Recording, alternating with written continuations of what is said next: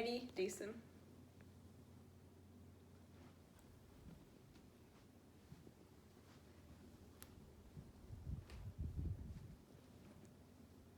On June 18, 1983, Sally K. Ride became the first American female to travel into space, opening the doors for females in the astronaut field.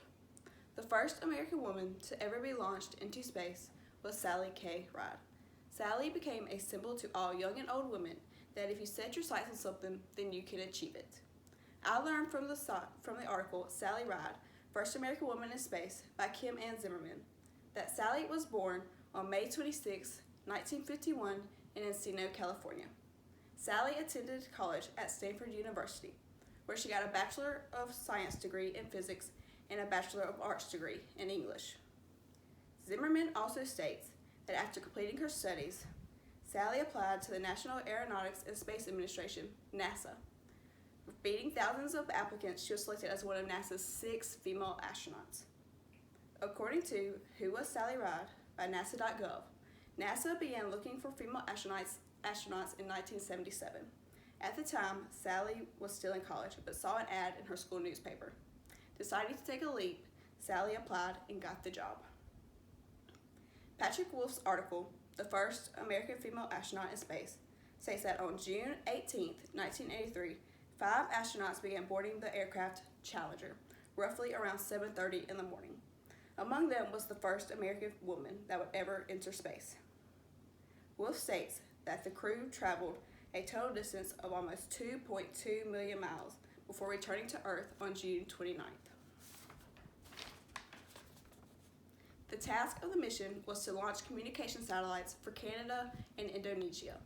The crew also conducted the first successful satellite deployment and retrieval in space. They performed this task by using the shuttle's robotic arm.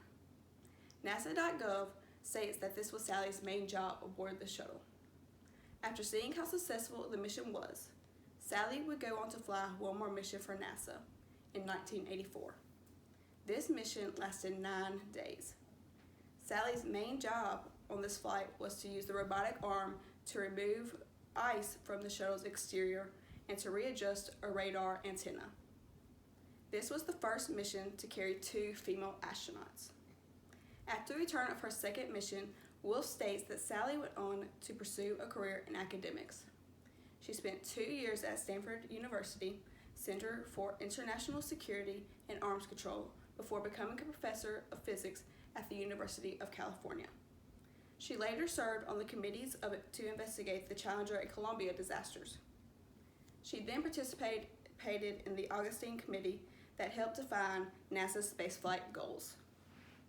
Sally was a co-founder of Sally K. Ride, a science outreach company. She also wrote many children's books. Sally K. Ride passed away from pancreatic cancer at the age of 61 on July 23, 2012.